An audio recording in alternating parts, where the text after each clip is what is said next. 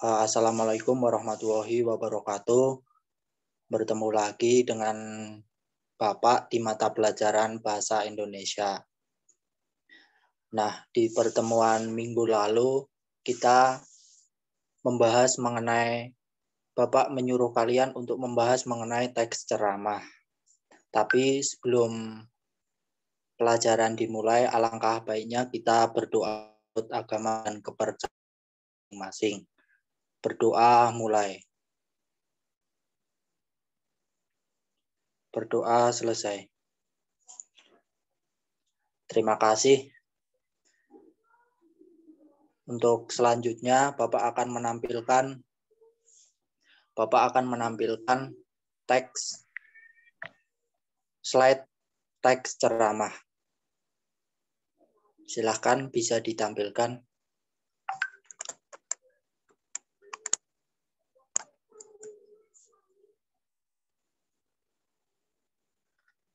Teks ceramah.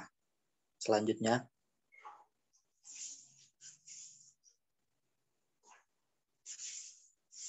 Nah, di sini adakah yang tahu itu ceramah? Silakan, ayo jawab. Saya, Bapak. Oh iya, silakan Mas Ibnu. Menurut saya, teks ceramah adalah teks yang disusun di atas beberapa paragraf yang berisi pemberitahuan, menyampaikan informasi di depan khalayak masyarakat luas yang memiliki harapan pembaca dengan tujuan menambah wawasan ataupun membuat pembaca melakukan suatu hal tertentu. Seperti itu, Bapak. Nah, benar sekali apa yang disampaikan oleh teman kita, Mas Ibnu Sina. Teks ceramah adalah teks yang disusun atas beberapa paragraf yang berisi pengetahuan, pemberitahuan, penyampaian informasi di depan khalayak masyarakat luas yang memiliki harapan pembaca itu dengan tujuan menambah wawasan, membuat pembaca melakukan sesuatu,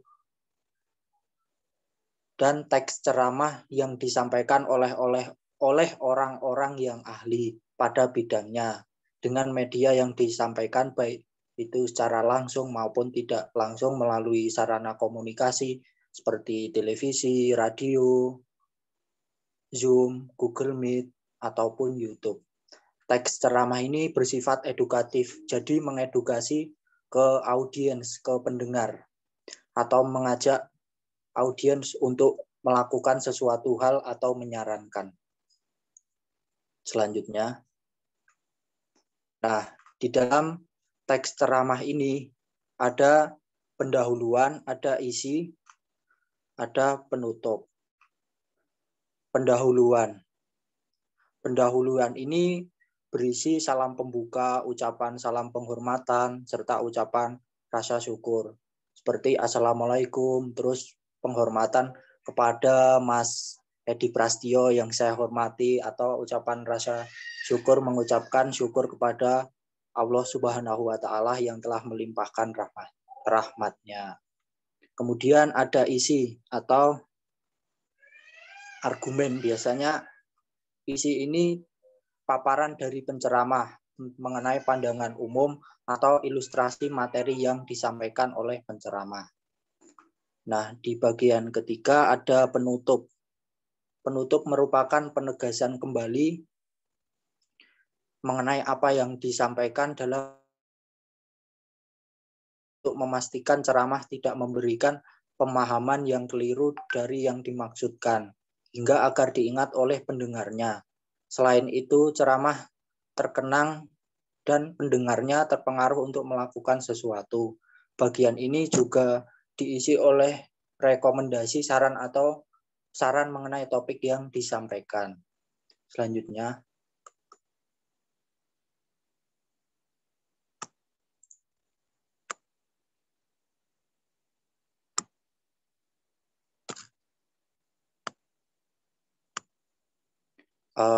baik, jenis ceramah.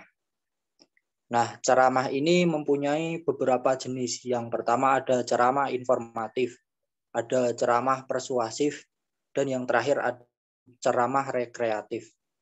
Ceramah informatif yaitu memberi informasi tentang sebuah hal, sehingga pendengar bisa memahami atau mengerti isi informasi tersebut dengan jelas dan benar.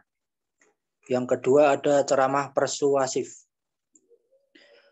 Ceramah persuasif ini mengajak pendengar agar mengikuti apa yang disampaikan oleh penceramah supaya keyakinan pendengar makin bertambah guna melakukan sesuatu yang lebih baik lagi. Yang terakhir ada ceramah rekreatif. Ceramah rekreatif ini biasanya untuk menghibur atau menggembirakan para pendengar agar merasa tenang. Selanjutnya,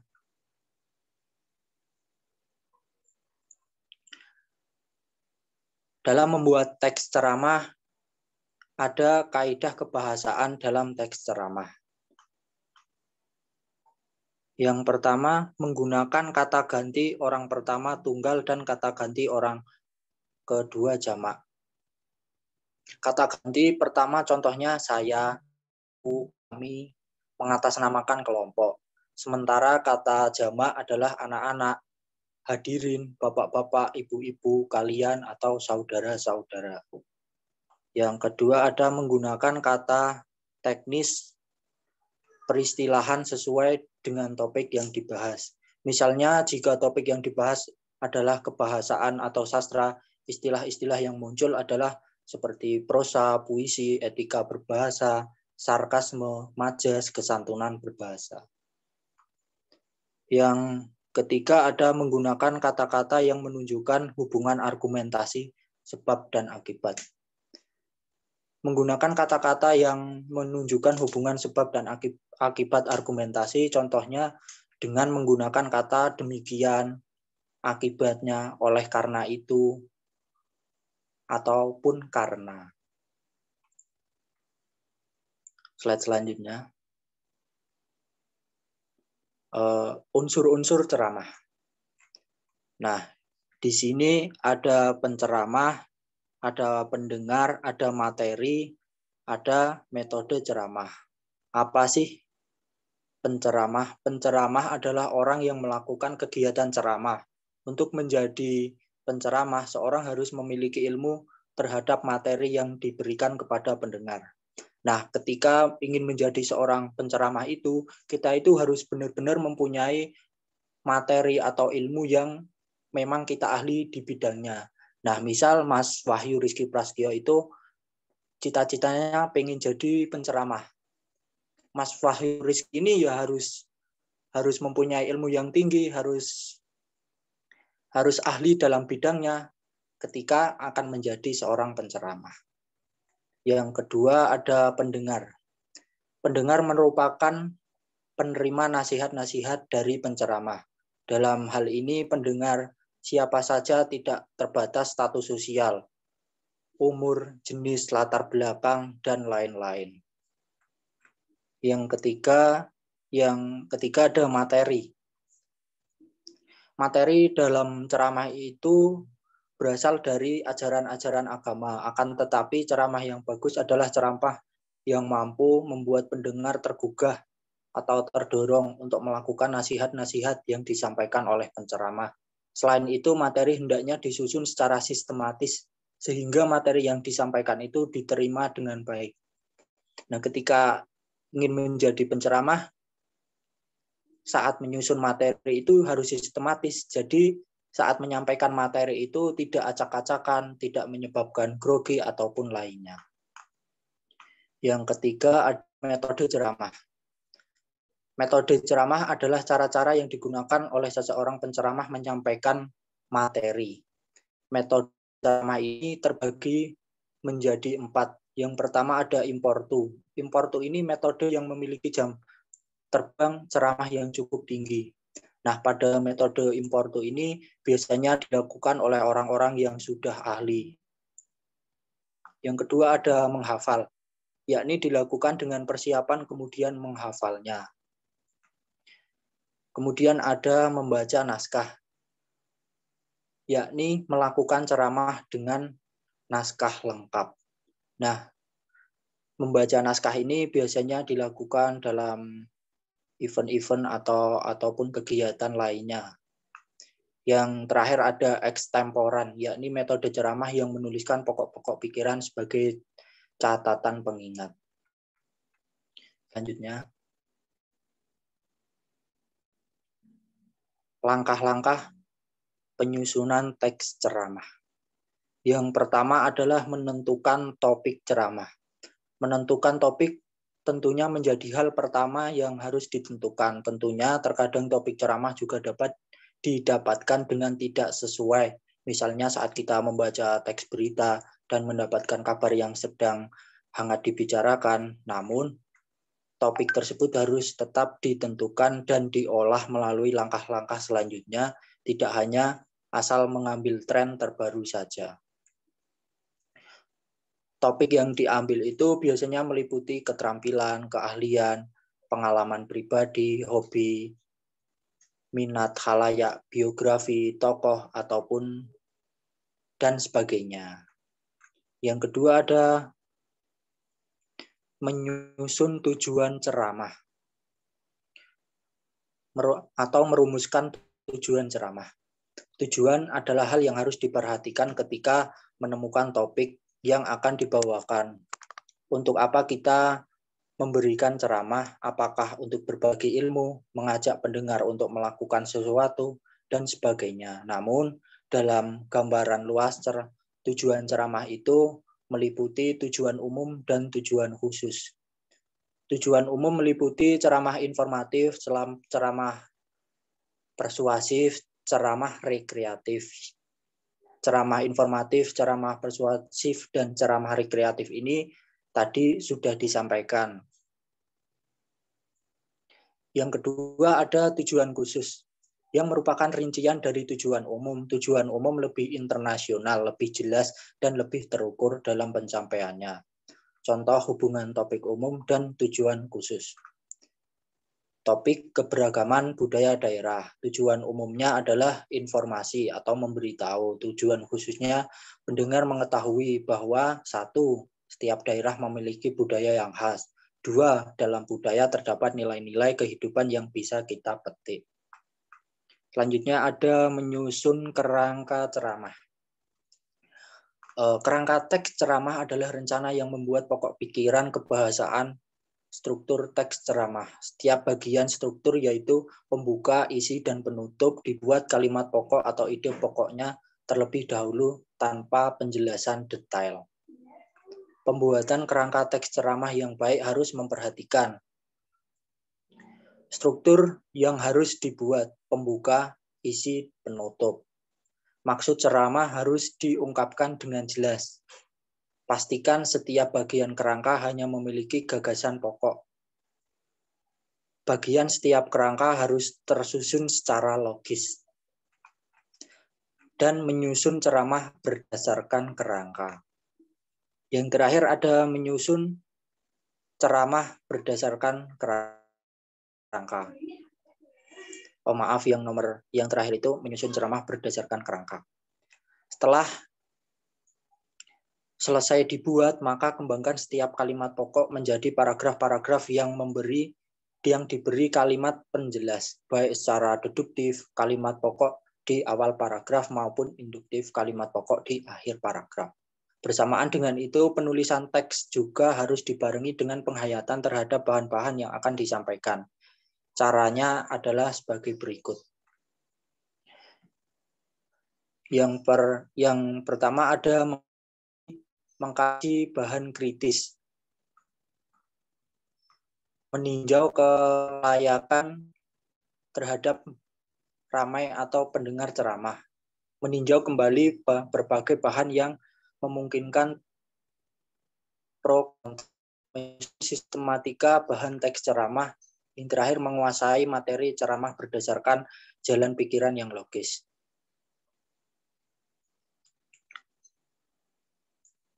Yang terakhir itu ada menyunting teks ceramah. Maaf Bapak tidak lupa tuliskan di PPT, nanti bisa ditambahkan di catatan. Yang terakhir ada menyunting teks ceramah. Setelah selesai ceramah, tahap selanjutnya adalah untuk menyunting teks ceramah. Penyuntingan ini bertujuan untuk menyempurnakan atau untuk mengurangi kekeliruan yang mungkin terjadi dalam suatu teks. Oleh karena itu, seorang penyunting setidaknya harus mengetahui bagaimana cara penulisan yang baik dan benar. benar-benar memahami topik yang dibahas dalam teks tersebut, serta memahami aturan kebahasaan seperti masalah ejaan atau tanda baca. Kegiatan penyuntingan ini dilakukan dengan langkah-langkah berikut. Mengonstruksikan, menyusun, atau menulis teks ceramah yang akan disunting. Penyediaan bahan pemandu penyuntingan seperti pedoman ejaan bahasa atau kamus. Keduanya dapat ditemukan secara daring. Selain itu, bahan-bahan tersebut harus disesuaikan dengan teks yang akan disunting dalam kesempatan ini, teks ceramah. Memperhatikan bahan suntingan secara cermat, baik itu berkenaan dengan cara penyajian isi maupun kaidah kebahasaan.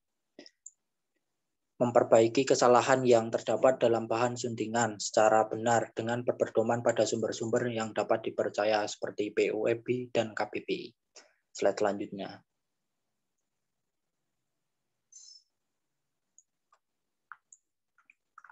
Nah, di sini Bapak akan memberikan contoh analisis struktur teks ceramah.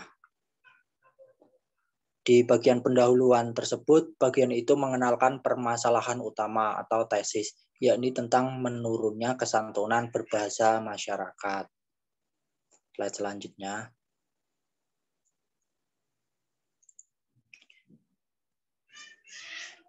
Isi rangkaian argumen.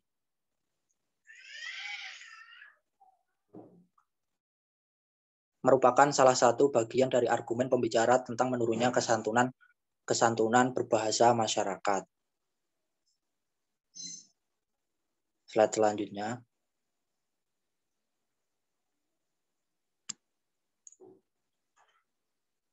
Penutup.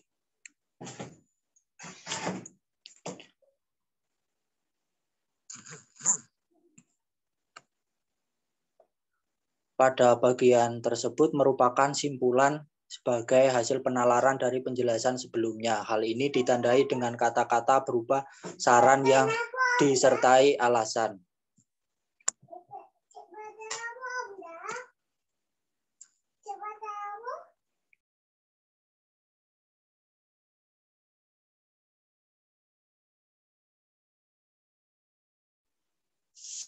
Nah, Bapak akan memberikan tugas untuk membacakan teks ceramah.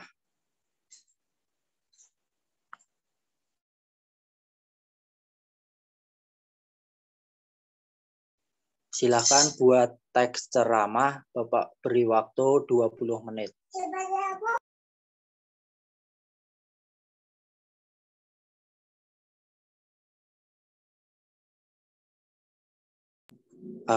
Baik, Mbak Pia, apakah sudah hadir? Mbak Pia sudah WA Bapak, katanya mau membacakan hasil teks ceramah.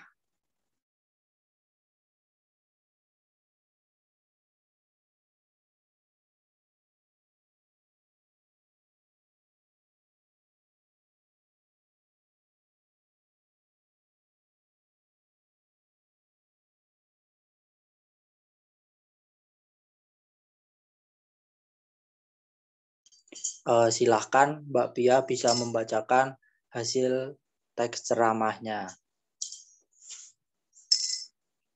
Baik Pak, terima kasih. Sebelumnya mohon maaf off cam karena terkendala sinyal. Apakah suara saya terdengar dengan jelas Pak? Jelas. Ya baik. Assalamualaikum warahmatullahi wabarakatuh.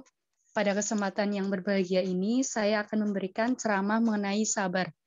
Sabar dalam Islam merupakan salah satu dari sifat mahmudah, sifat terpuji yang perlu dan mesti terwujud dalam diri setiap umat Nabi Muhammad SAW. Sabar itu tidak hanya sekedar pasrah terhadap dari segala persoalan dan keadaan tanpa diiringi usaha. Allah Subhanahu wa Ta'ala menganjurkan semua umat manusia agar menjadikan sabar dan sholat sebagai pembantu dan penolong dalam hidup dan kehidupan. Sabar itu sikap menahan diri dari kesulitan, kesusahan, dan menyikapinya sesuai dengan ketentuan syariat Islam dengan menjaga akal, menjaga lisan dari perkataan yang tercela, dan menahan anggota badan dari perbuatan yang akan mendatangkan dosa dan lainnya. Sebagaimana sabda Rasulullah Shallallahu Alaihi Wasallam yang artinya sabar dan ihtisab atau mawas diri lebih utama dari membebaskan budak-budak dan Allah akan memasukkan orang yang sabar dan mawas diri ke dalam surga tanpa hisab. Hadis riwayat At-Tabrani. Untuk itu, jalan terbaik untuk menghadapi berbagai macam urusan adalah sabar. Karena orang yang sabar akan memperoleh pahala yang besar dan jalan kemudahan dari Allah Subhanahu wa Ta'ala. Demikian yang bisa saya sampaikan. Besar harapan agar hadirin sekalian melakukannya dengan benar. Wassalamualaikum warahmatullahi wabarakatuh. Terima kasih. Baik, terima kasih Mbak Pia atas penyampaian teks ceramahnya. Nah, teks ceramah yang disampaikan oleh Mbak Pia itu sudah cukup baik. Namun, masih ada hal-hal yang bisa diperbaiki, seperti pada kata Assalamualaikum warahmatullahi wabarakatuh. Nah, setelah itu sebaiknya kita menggunakan kata marilah kita panjatkan puji syukur yang telah memberikan rahmat nikmatnya untuk bertemu pada kesempatan ini gitu. Jadi ada ucapan rasa syukur. Kemudian untuk isinya sudah sangat bagus. Nah, di bagian terakhir yaitu tidak adanya permintaan maaf, seperti mohon maaf atas kesalahan dari saya yang disengaja ataupun tidak sengaja dalam bertutur kata gitu. Jadi masih ada hal yang masih bisa diperbaiki. Cukup baik materi teks ceramah yang disampaikan Mbak Pia.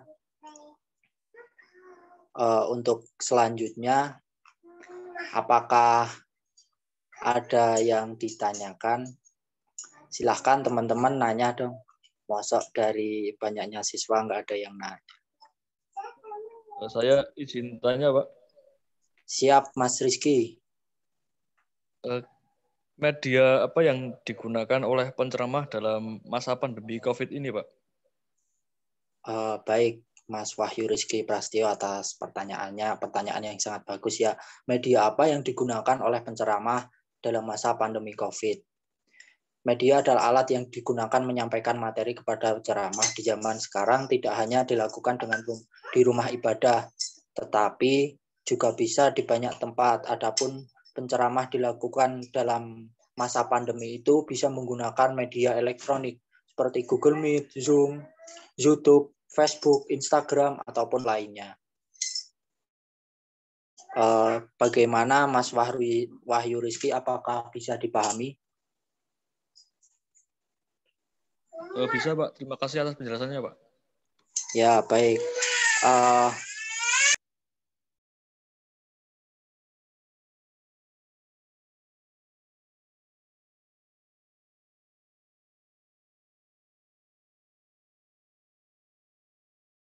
Baik, sebentar ada gangguan. Anak saya suka rewel. Iya Pak, nggak apa-apa.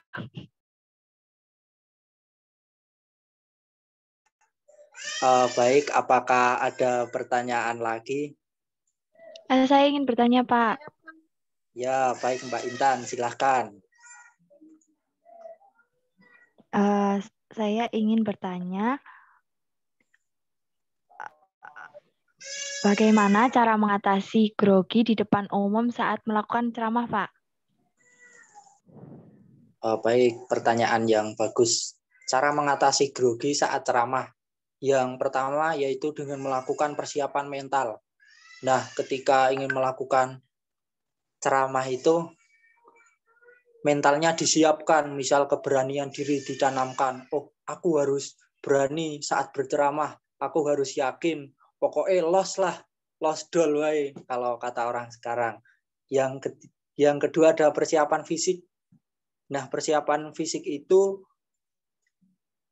kalian itu harus benar-benar sehat. Misal menghindari makan gorengan sebelum melakukan ceramah ataupun lainnya.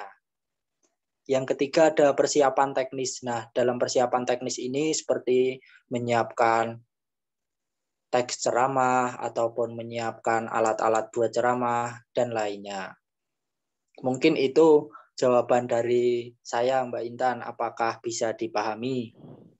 Bisa, Pak. Terima kasih. Sangat membantu. Baik. Apakah ada pertanyaan lagi? Saya, Pak. Baik. Oh, Mbak Dina ya ini. Silahkan, Mbak Dina. Izin bertanya, Pak. Jadi, bagaimana persamaan dan perbedaan antara ceramah, pidato, dan khotbah? Terima kasih, Pak. Baik. Nah, pertanyaan ini sering muncul di berbagai kelas saat saya menjelaskan. Bagaimana persamaan, Pak, antara ceramah, pidato, dan khotbah? Nah, ceramah itu adalah pembicaraan di depan umum yang memberi penyampaian suatu informasi, pengetahuan, dan sebagainya. Yang menyampaikan ceramah adalah orang-orang yang ahli di bidangnya, dan mendengarnya biasanya melibatkan banyak orang. Nah, pidato adalah pembicaraan di depan umum yang cenderung bersifat persuasif, yakni berisi ajakan atau dorongan pada halayak untuk berbuat sesuatu.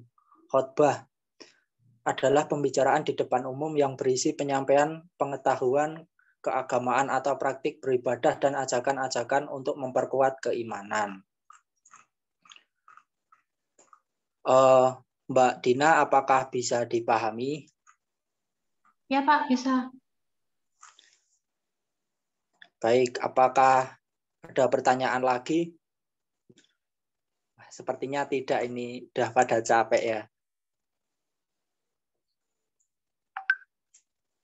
Iya, Pak.